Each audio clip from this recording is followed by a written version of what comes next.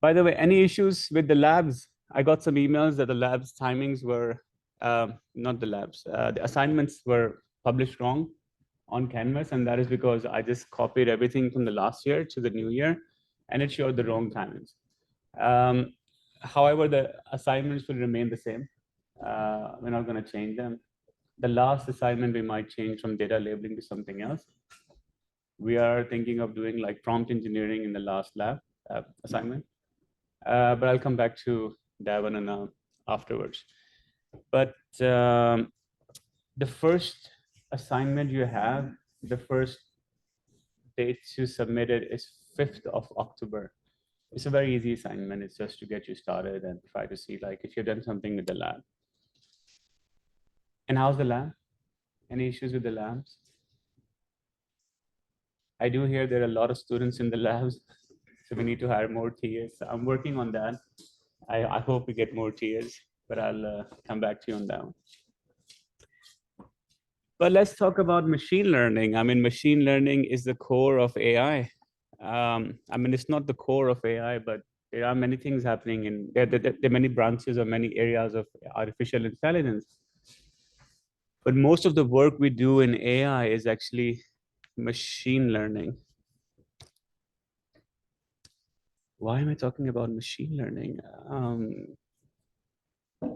I think there's one more slide or one more presentation, which I'm kind of skipping, but okay, we can do that afterwards.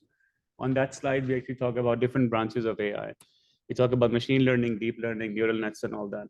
So that should have been shown to you before, but all right, we can cover that afterwards. So let's talk about machine learning. Why is it important, and why should you work with machine learning? So when you hear the word artificial intelligence, most of the people use either machine learning associated with artificial intelligence, or now they use like large language models. So they're like, okay, large language models, GPT or chat GPT, that's one branch of AI which they're talking about. And then there's machine learning, which they talk about. So it's very important for us to study these two areas, because this is the more practical areas. So from a theoretical point of view, we will give you an idea on machine learning, deep learning, natural language processing, and so on. From a practical point of view, machine learning and large language models is something we should actually focus more on, because that's what's being used in the industry on a daily basis. Let's look at this data. And this data is actually the registration of new passenger cars, all kind of passenger cars in Germany alone. And now this data can give different kind of information to each one of us. If we look at the number of vehicles sold, can you pick out one category, when one car company which sold the most amount of cars in 2021? I would say it's the top one, Volkswagen, right? 57,000.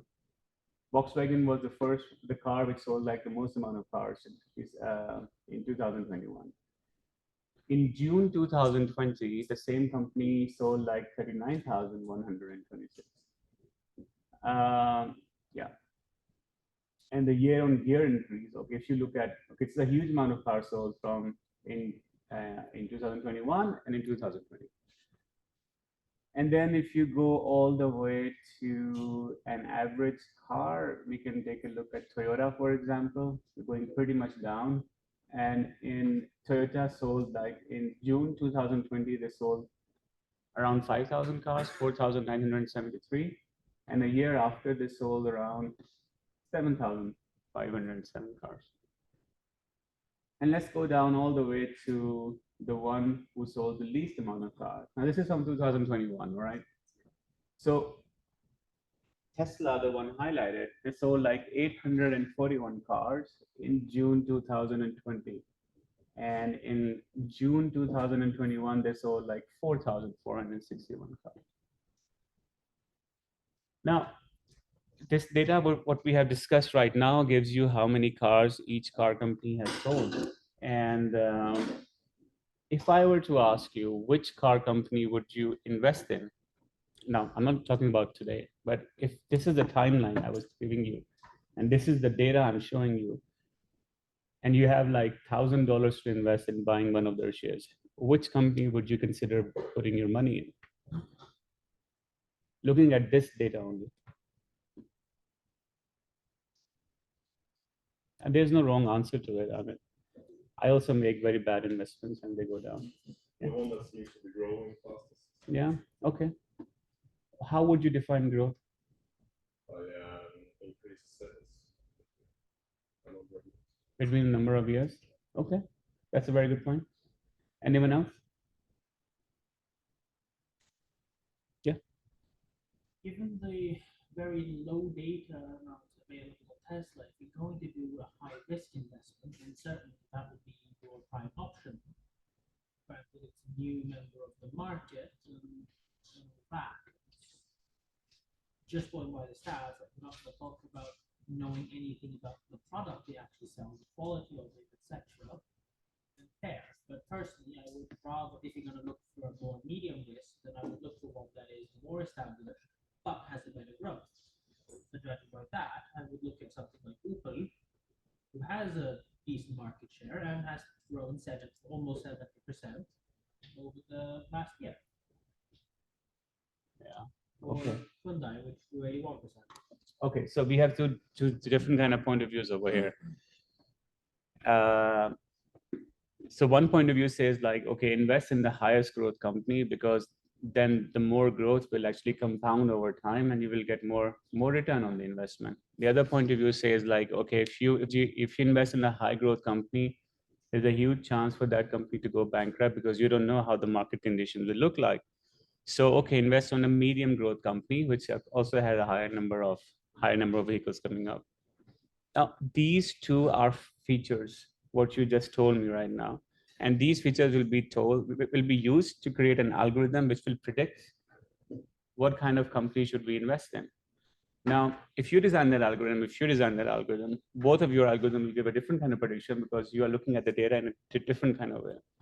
And this is why data gives a different picture to a different person. And there's no wrong answer to this data analysis because yes, one person would say like, look at the growth. The highest number of growth is this Tesla car company. The second investor would say like, but look at how many vehicles they have sold. It's only 4,461 just behind this car company. And look at Volkswagen or look at Opel, for example. So data is vitally important to the algorithm you're going to build. It's vitally important you get the right number of inputs with the right quality, and you make the right feature sets. And even though like you come up with a great idea, like this is what I'm going to do, your output algorithm will be much different than the one your friend is working with because they have a different way. Even though you use the same data set, they have a different way of interpreting that data set. They have a different way of making features out of that data. Okay, I said there's not going to be any book in AI, but this book we have to follow.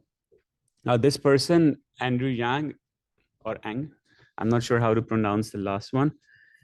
He's a very smart guy, and he has done a lot of interesting work in artificial intelligence. And he wrote this book. It's called Machine Learning Yarning. It's an open source book. It's free of cost. I will upload this into Canvas as well, so you can download it. And it's not a big book. It's like 30 to 40 pages only, a very short book. And it kind of shows you how to work with practical machine learning. It tells you, so I mean, in the machine learning world, there's a concept of algorithms and there's a concept of training data sets and so on. But practically when you work with machine learning, it's very different from traditional programming. And this book covers like the practical things of how you would work with machine learning programming. We will also have a guest lecture in our course on machine learning operations. It's called MLOps. So I'm going to invite one person from outside who's going to come in and talk about MLOps. So yeah, read this book.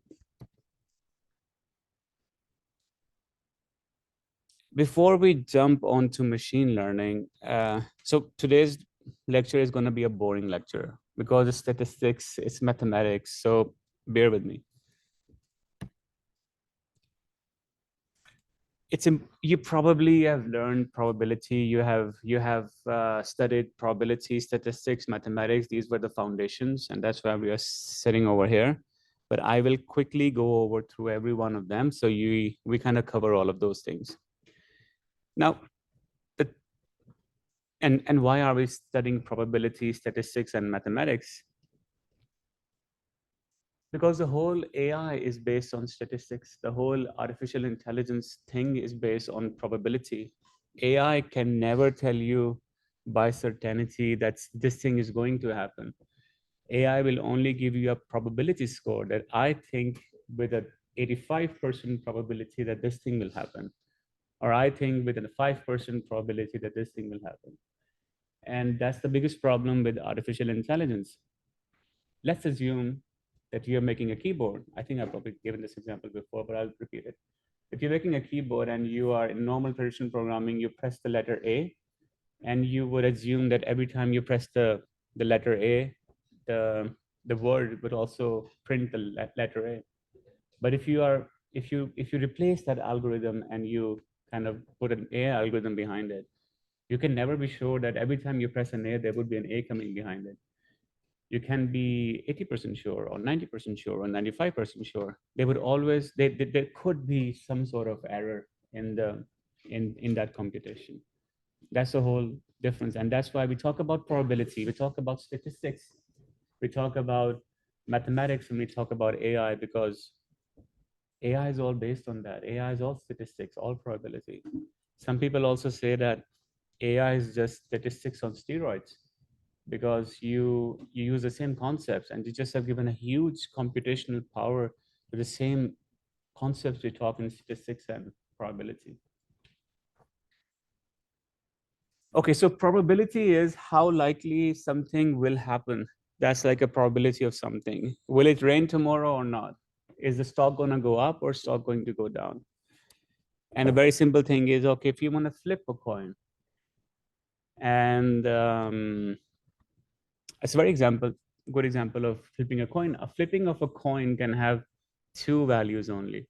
Can have a head, okay, three values. If it can fall in the center as well, I don't think that ever happens. But what you do is, if you take like two values, and if we assume that when you flip a coin, it can have two values, a head or a tail, then you have specified it can have, like, on a number of how many times you're going to flip it, and then you take how many times that value will come in, and you kind of make a function out of that one, and the function would be pH equals to half. So the probability of something happening, head or tail, will be 50-50 in the normal world. In the quantum world, it happens at the same time. And you know about quantum computing? No? Okay, we'll touch a bit on quantum computing as well. What happens in quantum computing, it's same example. You flip a coin, and every time you flip a coin, it will give you a head or a tail. And we cannot have head or tail at the same time. But in the quantum computing world, what happens is when you flip a coin, you will have a head and a tail happening at the same time. And then what happens is that you can see both of them happening at the same time, and then you can pick the result you want. And this is how quantum computing is different from traditional computing, because in traditional computing, you flip a coin and then you have to wait, you get a head or a tail, and then you have to flip it again to get something else, and then you have to flip it again. So you have to wait for one thing to happen to the other thing to happen. But in quantum computing, everything is happening at the same time, and that's the speed and the promise we get from quantum computing, that it's had so much power.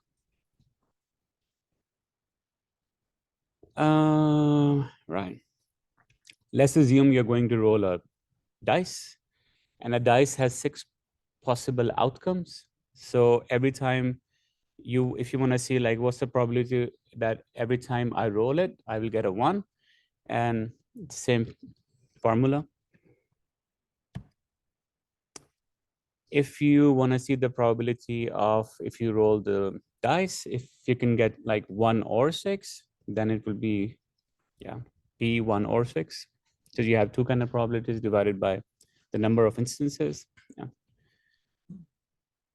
Now, where do we use probability? You use probability a lot in bank frauds. You use like you want to check if a customer is committing a fraud. You look at probability. You have a lot of calculations running in the background around it. If you want to see how driverless cars operate, it's all about probability. And the probability is the same thing. Is there a sign in front of me or not? Is there a person in front of me or an object, and so on? And then statistics. I mean, statistics is information about data set. You look at the data set in different ways. We saw the data set about the number of cars sold, and you looked at it in one way, and one more of your friends looked at it in a different way. That's the statistics. You are looking at the data set and you're trying to get more information from the data set. Has anyone looked at this Titanic data set or worked with it? Yeah. For those of you who have not seen this, this is if you work with AI, this is one of the very easy data sets you can download, and you can start working with creating like any kind of machine learning algorithm on top of that one. It's also available on Kaggle.com, and you have a lot of examples around it as well. So what I'm going to show you is different statistical techniques applied on this data set. Yeah.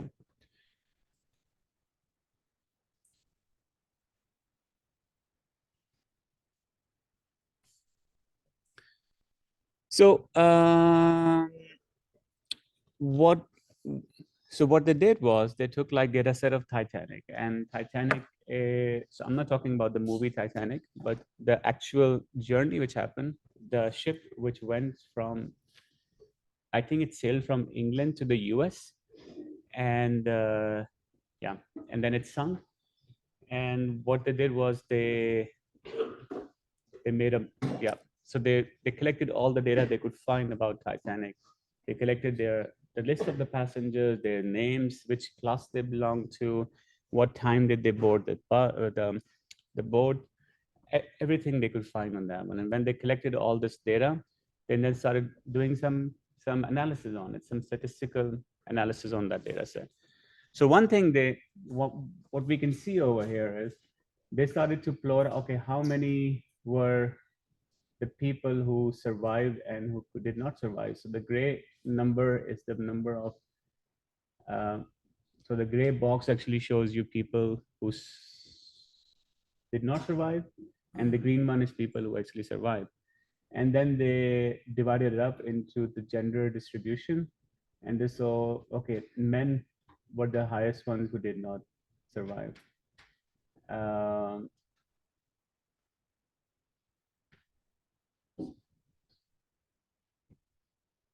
Yeah, okay.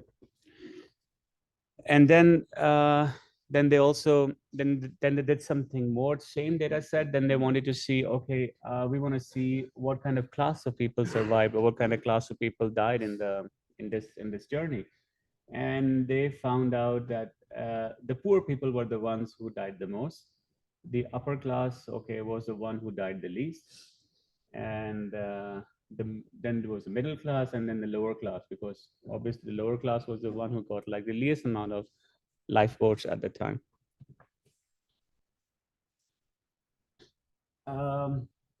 Age distribution. This is kind of interesting. So, but now you want to see what kind of age of people survived or died in that trip. And if you look at the graph of the people who did not, it's kind of hard to get any conclusion from that one. But let's take a look at people who did not survive individually as compared to people who survived. And if you take a look at people who did not survive, you can see like the younger the people are, there are higher chances for them to survive. And the older you are, the younger and the older ones have a higher chance to survive. But if you are anywhere, I mean, if you are 20, 25, you're gone. So that's the peak age you will die because you are young, you are fit to help others out. So instead of saving you, they will try to put you on other things like go around and help people out and look for people who cannot be helped. This is a general thing, right? If you're strong, they will try to use you. So people who were strong or who were in their youth, they had a higher, they were the ones who actually died.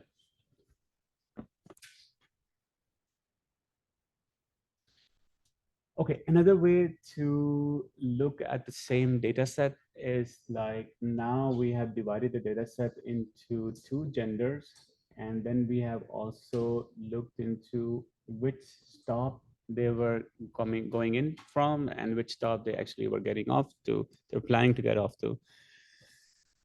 So we saw that most of the passengers, they boarded from, yeah, okay, one stop called Southampton in the UK. And obviously, I mean, the more people who boarded from Southampton were the most amount of people who died. Around 60% of people who died came from Southampton, who boarded in Southampton. And more than 60% of the people who lived, they came from another stop. Yeah, I mean, okay, anyone who was a male that boarded on Queenstown, that was another stop, they did not survive. Yeah. So, I mean, this data does not mean anything. It just gives you extra information about the data set you have. It gives you a storyline. What actually happened? Why did it happen? It's not that someone is intentionally trying to force men to die or forcing young people to die. It's just that when you are in a crisis situation, this is how people react. And at that time, people are living in that specific time. They live in a society, they follow certain rules of the society. And those were the rules they were following, that they were, okay, prioritize the kids, prioritize the older people, and then everyone is up for their own. And so on and so on. So when you look at data set from different kind of angles, I showed you two different kind of angles. This is just information, which is not going to give you any useful information. The previous slide gave you more useful information. When you have this information, you create an image of what really happened in Titanic. Why did it happen? And the same kind of analysis techniques, statistical analysis techniques, is used in every kind of planning. When you have a concert happening, they use the same kind of information to see why people are going in a specific place, why are they standing. They try to use this information to optimize the time spent on every stand. When you go in a store, you want to buy something, they use the same information on how people will go in, what kind of things will they pick the first, and how can they increase their sale by putting more things associated with that. This is statistics. This is how the information you get from this data and how you combine this to increase your sales or to increase performance or yeah, anything. Scatter plots. This is another data set which is used in statistics. It's like a pollen data sets for flowers. And they try to use this data set when they make different graphs. They try to look at the associations between different species of the flowers.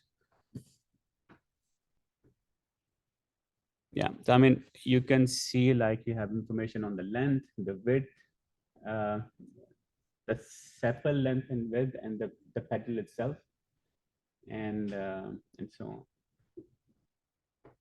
So when you look at your data, you're also gonna be making these kind of graphs. Try to understand how your data is, what kind of association your data has with each other.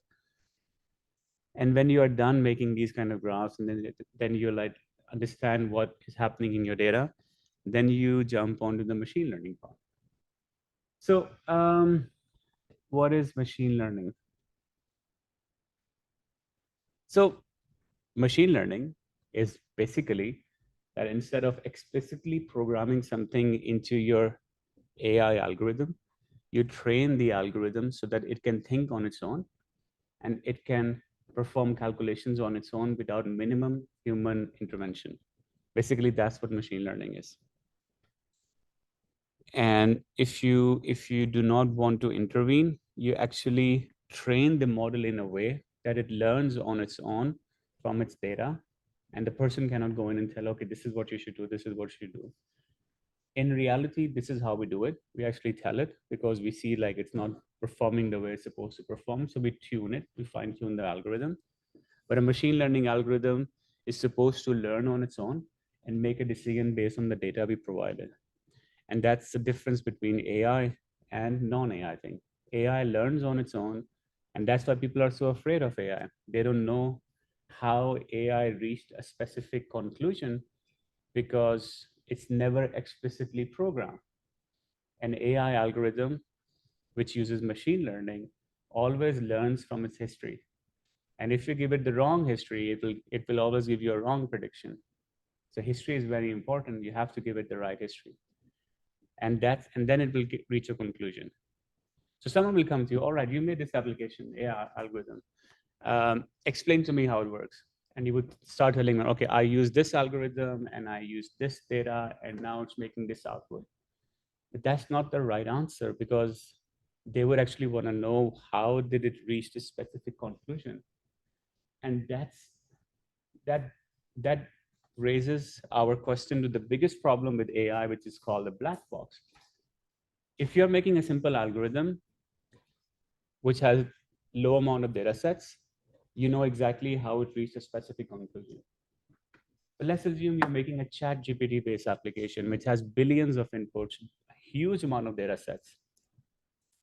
It becomes very hard to be able to explain how that model reached a specific output because the data sets are so huge that a person cannot sit down and explain why it reached a specific answer. And that's why we have a huge discussion right now on explainable AI and to be able to make algorithms which are useful for the society and they can't take over the world. They will never take over the world. But people are afraid of this thing because people don't understand. Programmers don't understand. Yeah. So let's talk about the uses of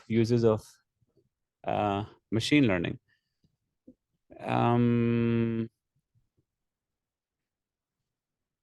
Okay.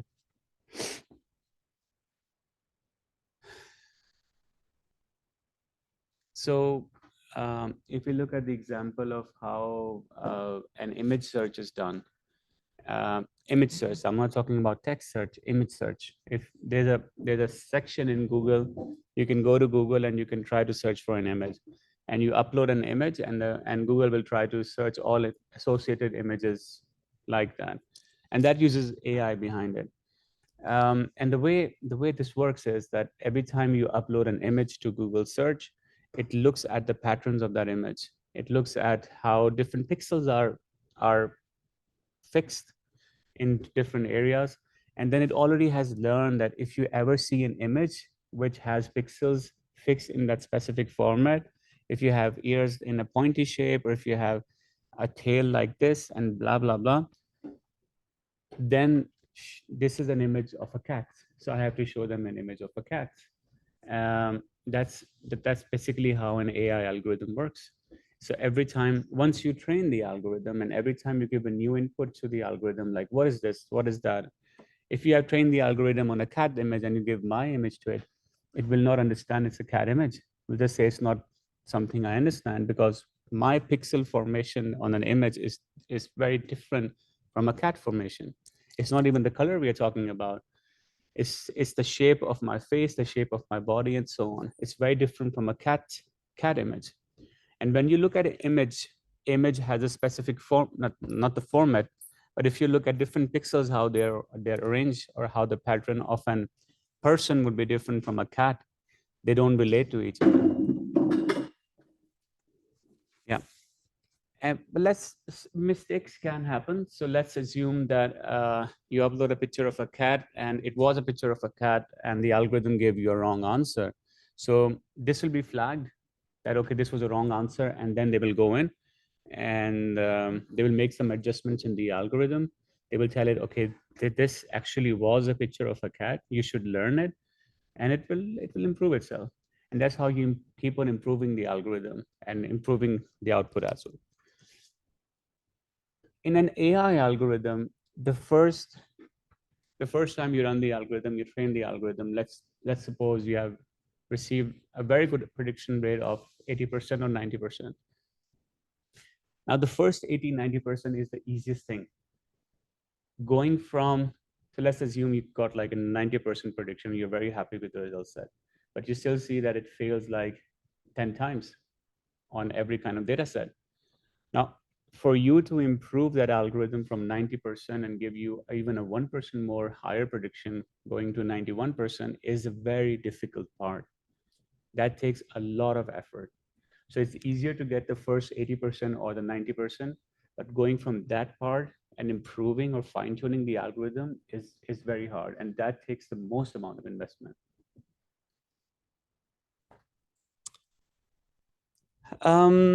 We have 5 minutes more, but I have one question for you.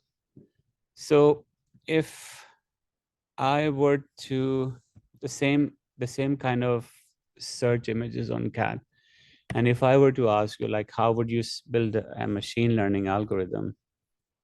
I guess most of you already have access to slides, but if I were to ask you, like, how would you build that an algorithm? If you start to think about making an algorithm, how would you go around it? I mean, you have taken like 4 lectures with me. Do you have some sort of an idea?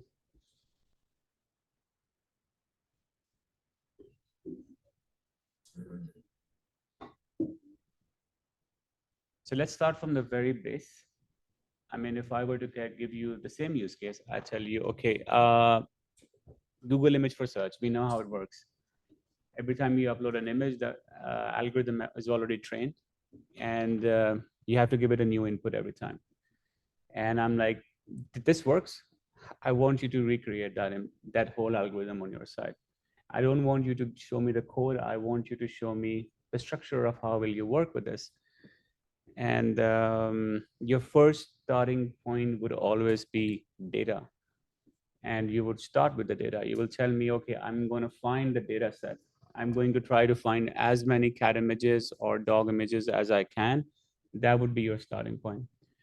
And since this is an image-based search and we're actually trying to tell the algorithm if it's a cat image or something else, you would probably say like, okay, now I need to label my data sets because this is a supervised machine learning. We'll talk about it afterwards. And then you would collect, okay, I don't know how I have so many pictures. And yeah, and then you would train, the third thing you would tell me is like, okay, now I have the data, I have labeled the data sets, data set is prepared. I'm now going to train it on my machine learning algorithm. And that is just 3 lines of Python application code. And you would train the algorithm. And the last thing you would tell me is, now I'm going to test the algorithm. And that's it. This is how you will make an image search machine learning algorithm using 4 steps. Collect data, label data, train it, and then test it.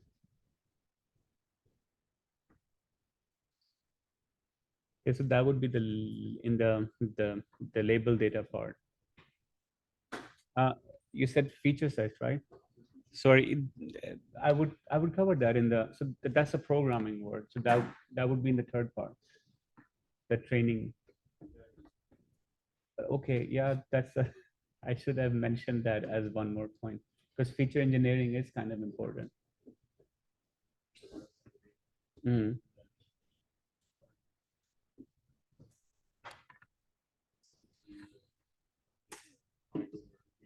You're absolutely right. Thank you for that feedback. I will fix it. Any other questions or comments?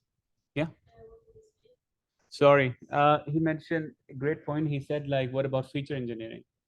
And yeah, so we spoke about collect data, label the data, and he's like, if you don't apply features to your data set, then you can't start with the training part. And I completely agree. This was a very important point. You have to process your data set and make it available in a format that your model can understand it. So that would be 2.5. Yeah, before 3. If you were to design the architecture of the model, this is how the architecture would look like. So you have training data which comes all over the top. This is a high level diagram. So the training data means data which is already collected, already processed, and you put it into your machine learning algorithm and you train it, and then you have the model, which is here. I don't know why we show it as a cube, but you get it as a model. And then you, once the model is made, you have to test it by using some kind of test data. You can use my image, your image, cat image. You test the model, and the model will give you an answer, which would be a prediction. And then you are going to evaluate. Evaluation is just looking at the image, the answer of the model, and saying, okay, I think the answer was right, or saying like, no, I think the answer was wrong. And the answer was good, all right, good. Answer was wrong. You go back, you train the model, and you keep on doing that until you are happy with the performance of the model.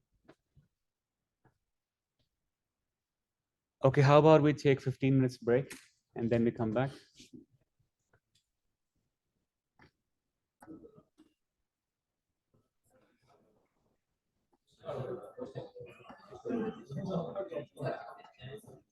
All right. All right, everyone, let's get back to the class.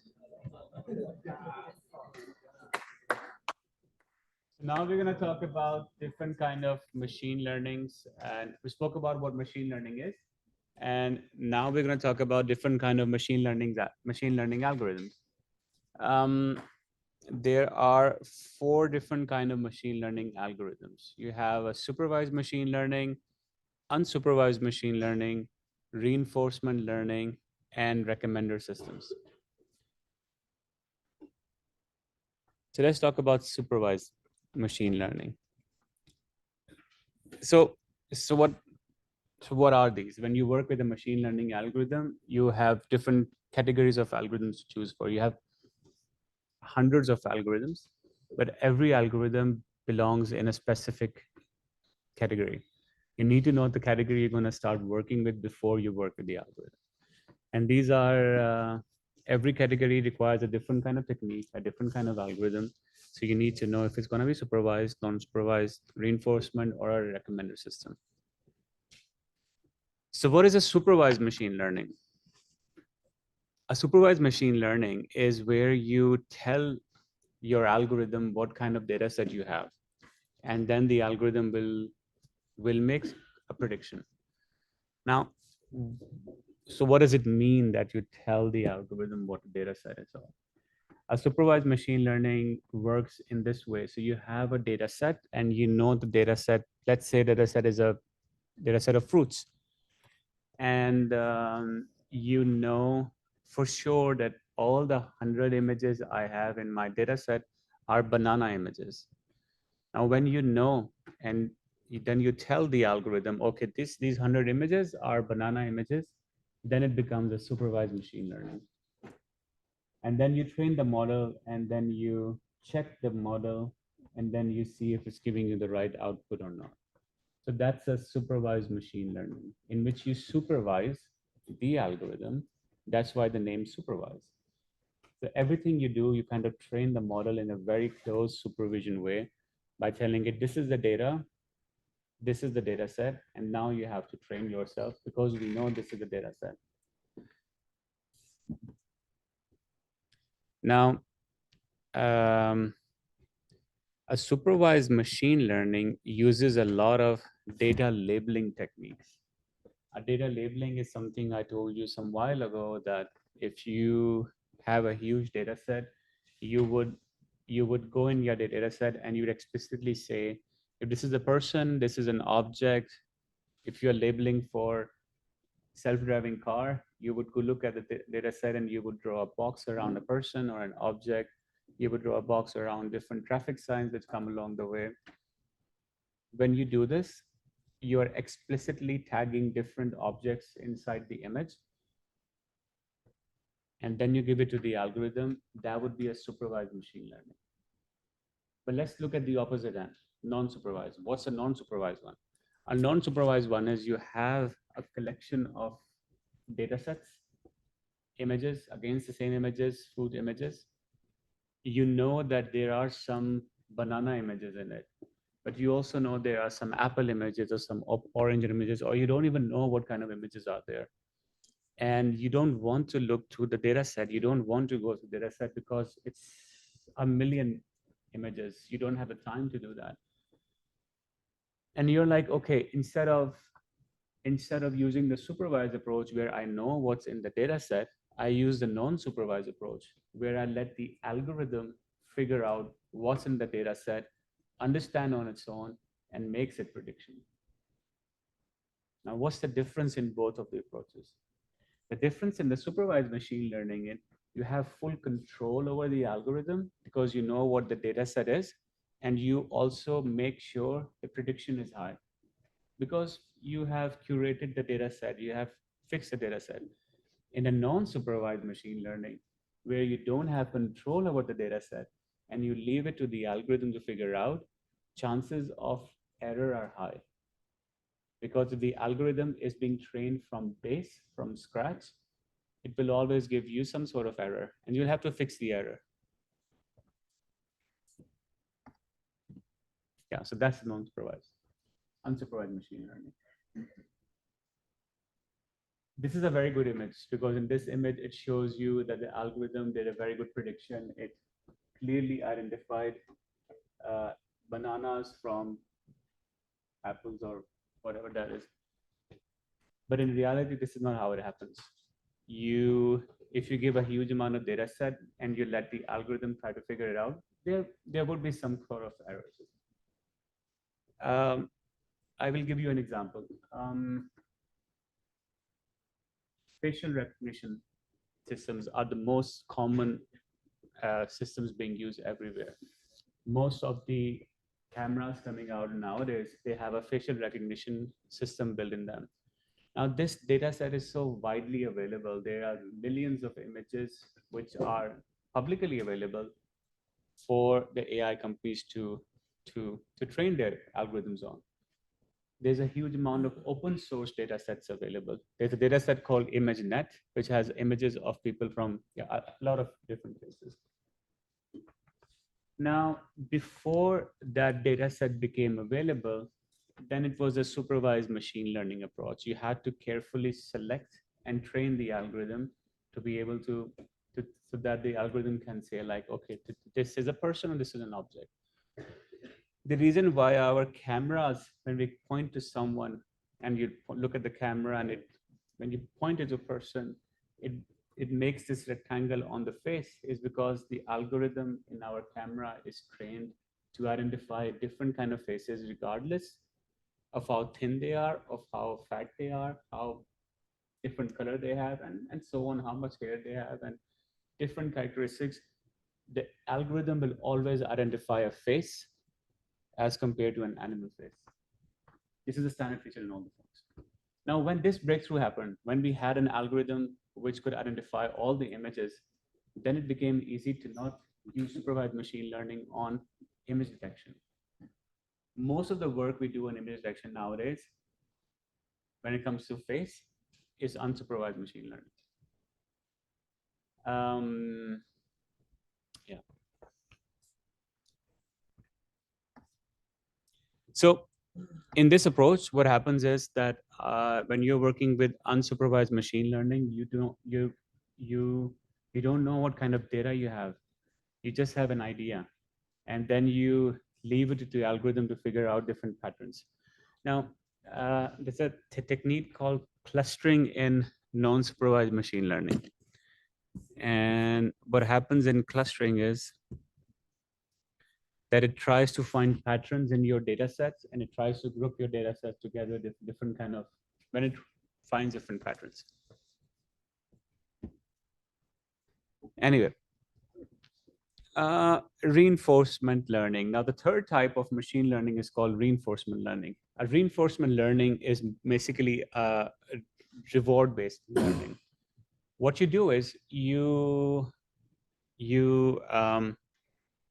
make an agent, and you try to reward the agent by you define different parameters for the agent. So every time the agent will do something you want the agent to do, you reward the agent. And every time it does something which you don't want it to do, you kind of punish the agent by taking away points, or I don't know. So the goal for the agent is to maximize the rewards and to minimize the penalties. And that's how that agent learns. And then you specify different rules. Okay, if you're making a game, for example, you specify that you should not go outside this boundary. If you go outside this boundary, there will be a punishment attached to that one. Your score will go in the minus. But if you stay within this boundary, you will get a plus score. And now then you have another rule. Okay, if you stay in this boundary and you do this, and you try to attack this one, or you try to gather as many bonus, as many things along your way, your score will increase. So when it sees like my goal is to increase the reward, it will keep on working on that goal, try to achieve it.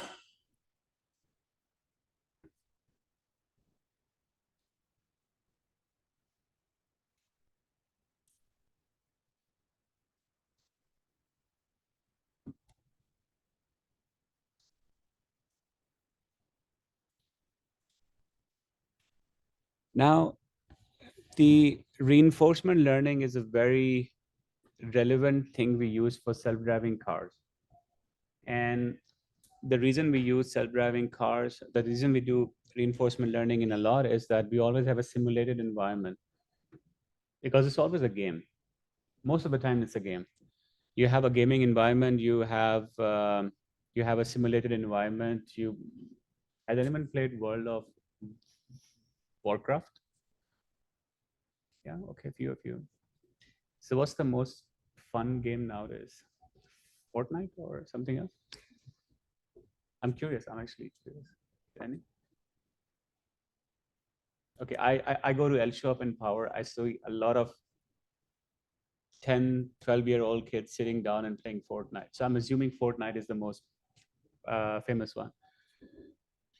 But I think 10, 15 years ago, World of Warcraft was very famous.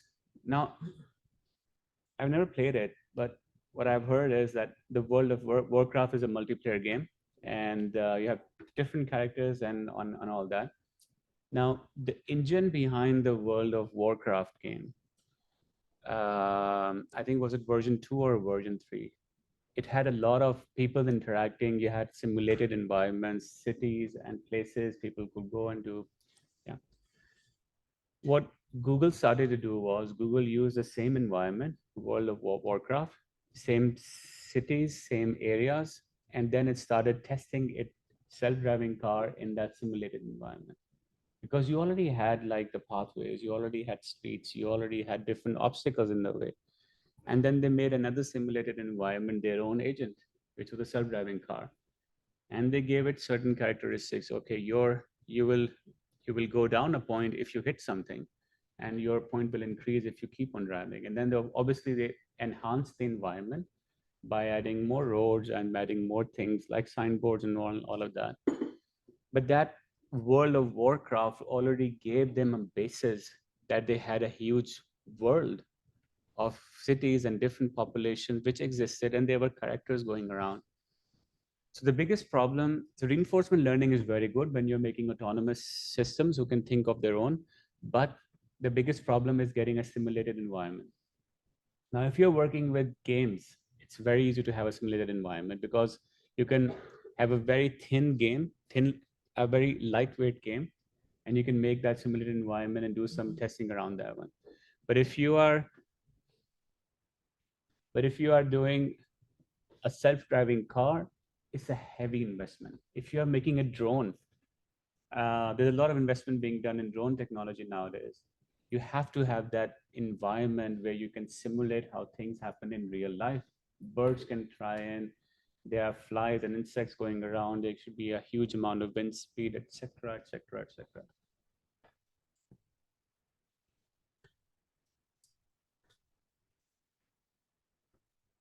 Yeah, the second point is also very important. So when you're working with these kind of reinforcement learning systems, the only way you can interact with the environment, because once you have started the environment, you have to let the experiment complete. The only way you can interact is through the reward system and the penalty system. So in other kind of supervised machine learning, non-supervised machine learning, you see a problem, you see that the error rate was going up, you kind of go back, fix the data set, or you fix the feature set and so on. In this kind of environment, if you already have something going on, it's very hard to tweak on how the algorithm actually responds.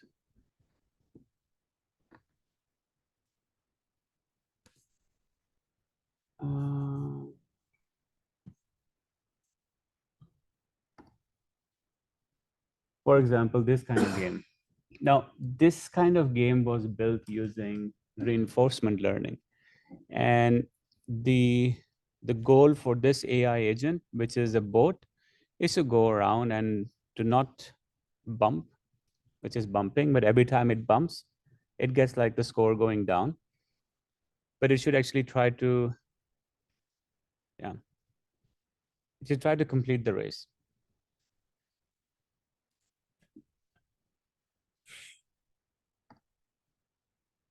Atari, has anyone played Atari? Yeah. It's a very old classical game, and this is also an example of a reinforcement learning applied to an Atari game. So you can see like the first time we ran it, that was the performance. The second time, after 15 minutes, when the agent learned that this is how I have to optimize my reward and minimize my losses. But that's the thing, right? The first time the agent run, it has to understand the environment and understand, okay, it will make mistakes, but it will also do something right.